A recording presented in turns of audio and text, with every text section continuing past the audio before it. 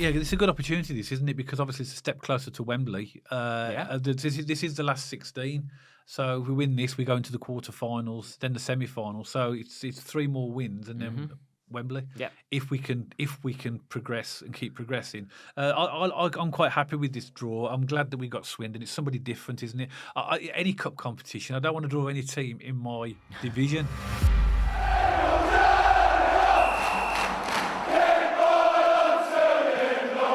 So welcome back to BCFC Royal Blue. Birmingham City take on Swindon Town in the last 16 of the EFL Trophy Tuesday, and in this podcast, myself and Matt are going to preview the game, have a look at Swindon, maybe give you some informational stats that you might not have been aware of, and just give our overview of what we think about the Blues team.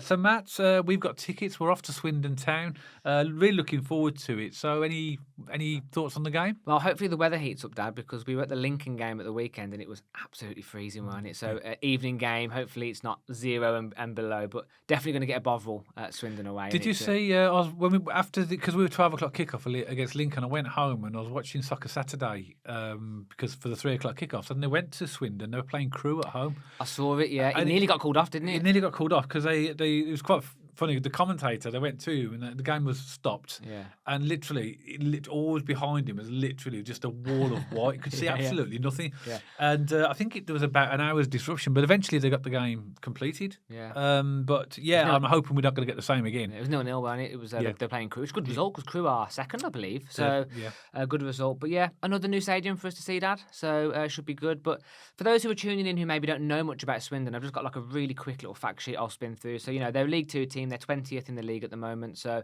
as we know in League Two, only the bottom 2 go down. Yeah. So it lowers that gap of the relegation spaces. Yeah. So they're on 25 points at the moment, and Morecambe and Carlisle are taking up those 2 relegation spaces, and they're 5 points clear of safety. So they're not having a great season. I'm sure they want to get a little bit more daylight so they can make sure their safety is assured for next season. Although they're not having a great season, they're not in bad form. So in the last 6 games, they've won 2. Had 3 draws and 1 loss. It's not bad form really when you consider that. And their highest rated player is a guy called Harry Smith, who's their forward, who had a rating this season of 7.16, and he scored 9 goals. And this guy, Dad. We were talking about him at the Lincoln game. Their manager's Ian Holloway. Yeah. And I remember him from his QPR days, and he used to say some hilarious stuff in his post-match interviews. I can't repeat some of it because we're a family podcast, but he used to come out with some absolute belters. So. Experienced manager, he'll have him set up well, won't he? Yeah, he's one of the characters of the games in Holloway. I remember him from his days at Blackpool. He took him into the Premier League, Blackpool, didn't he? I actually like him. I think he's a very likeable character. Yeah.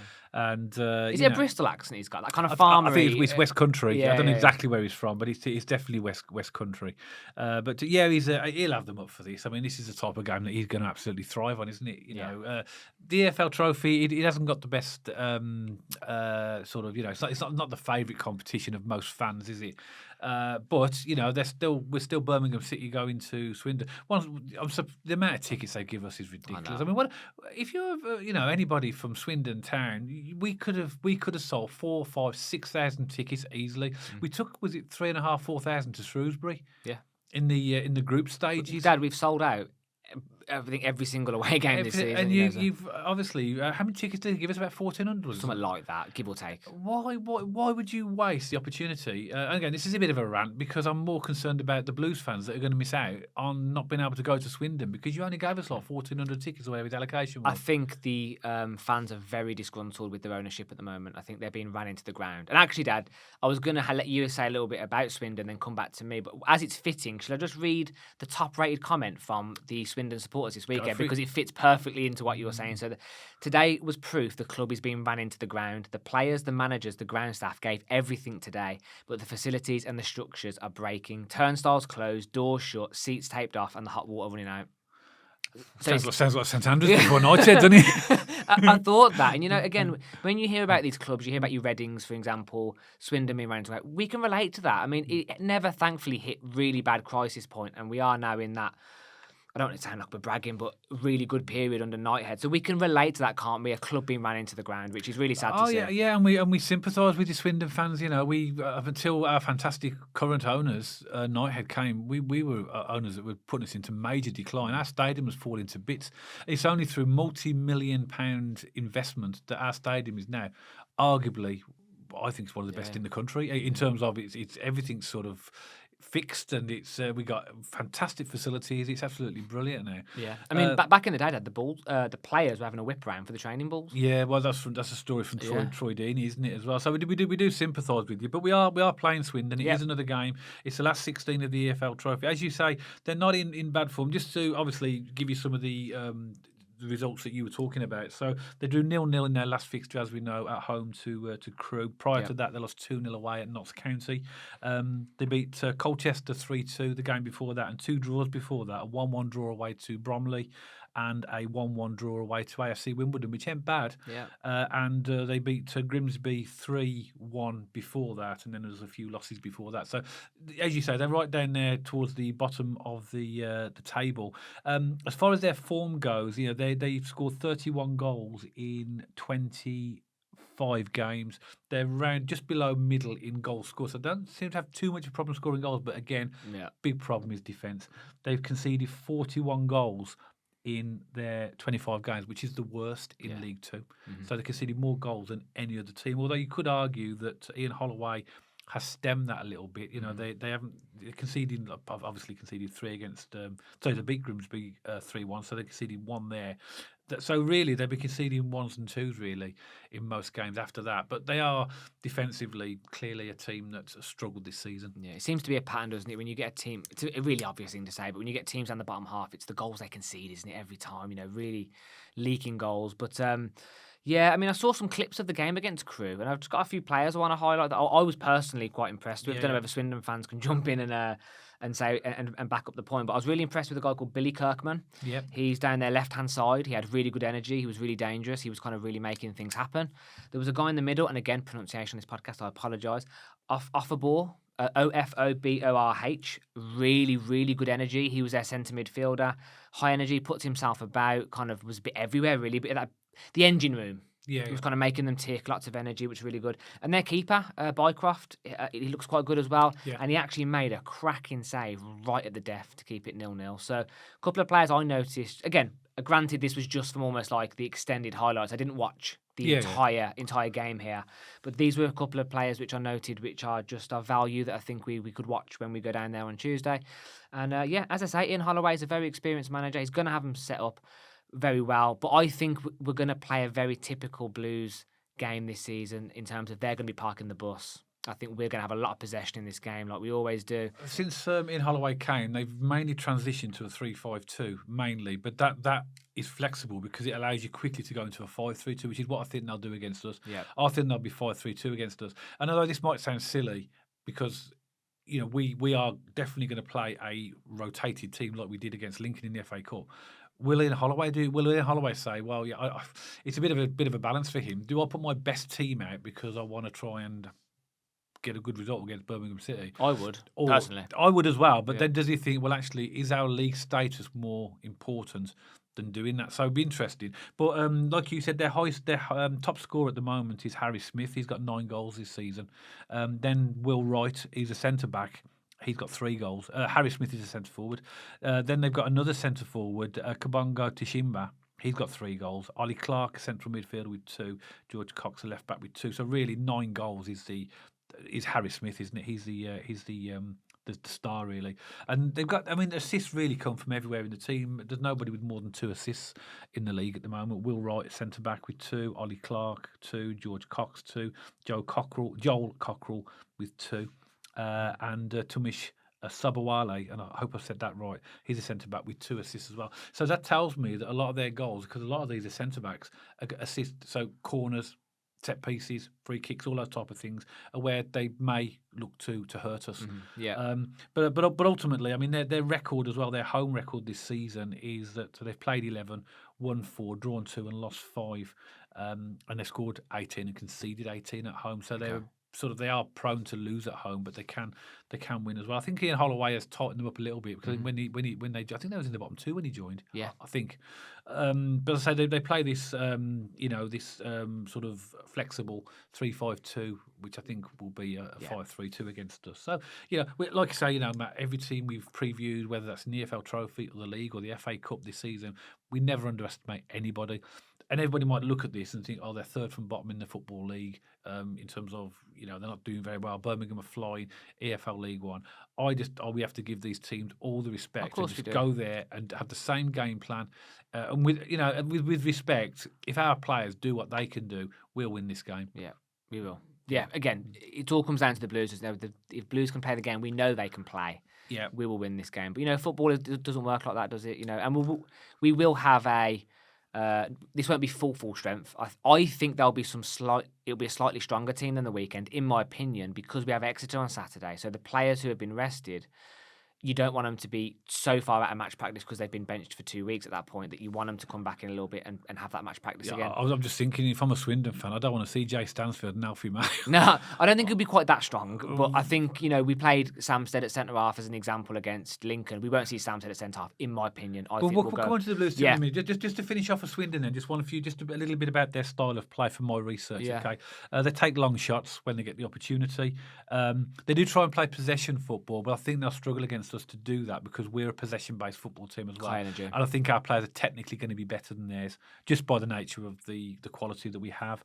They attack through the middle as well, and they do rotate their first 11 as well. So Ian Holloway has a habit of shaking things up and changing things around.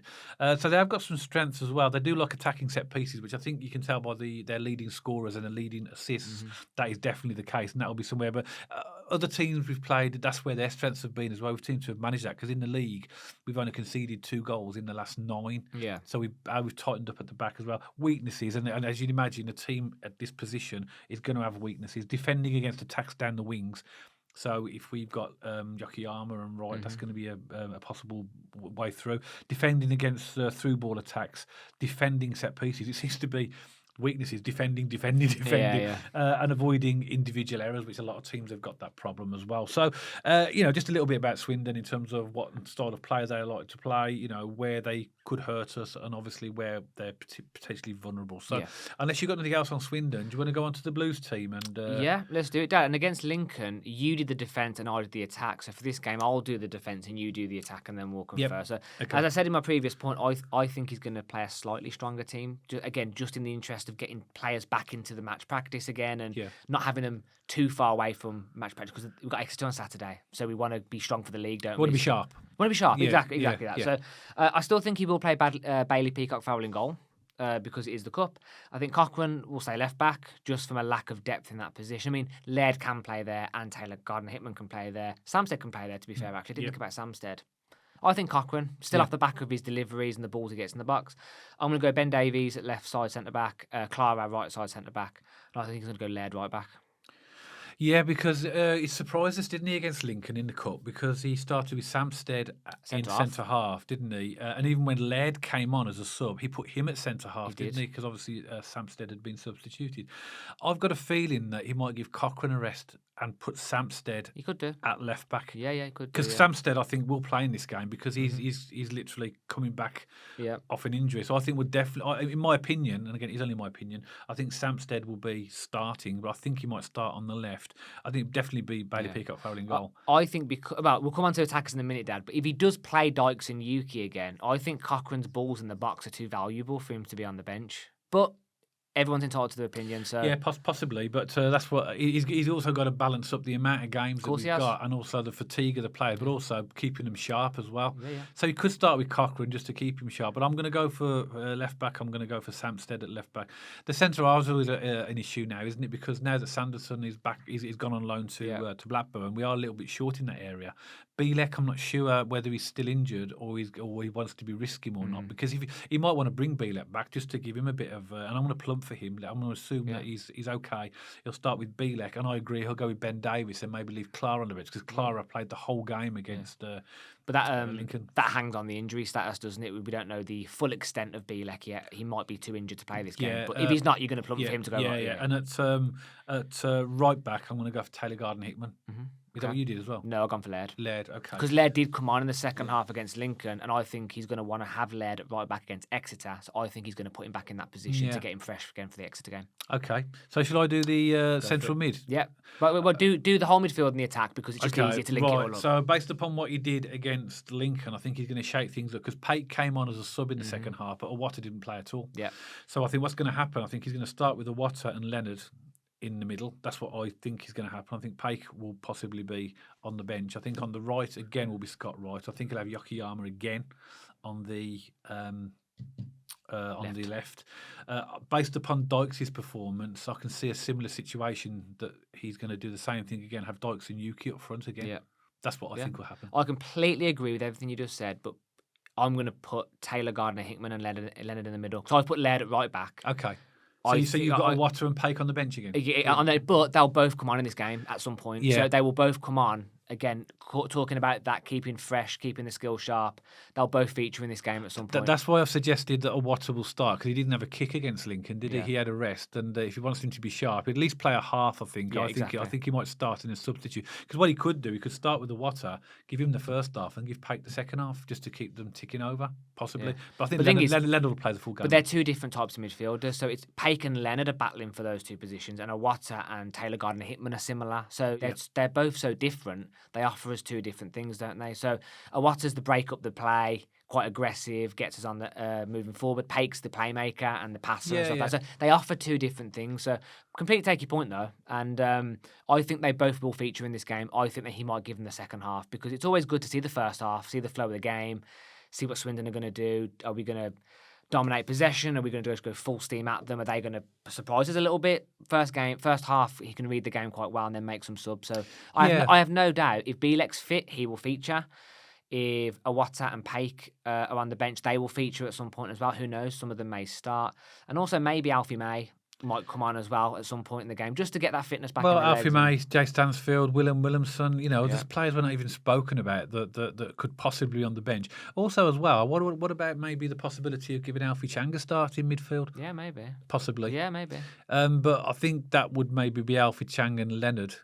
Would be the two. Because Alfie Chang's the Awata kind of midfielder. Yeah, and I think that if that was the case, that would be good because we could rest Pake and Awata and maybe bring them on just for a bit of match sharpness in the second half. But it's great having all these choices, isn't it? I do think though, now that Sanderson has gone to Blackburn on loan, that we are short at the back. And Chris Davies, and we mentioned this in the previous podcast, had already said that he wants to find a replacement for Sanderson in this January transfer window, but we haven't got one at the moment. So that's the area where we don't really want to risk injury to players, do we? So we'll see someone come in. Whether it's Newman, I don't know what's happening there. We're hearing Summerdeal, we're hearing different things. So if that's on the cards to be early, fine. If not, I still think we'll see a centre half come in the door this transfer window. Yeah.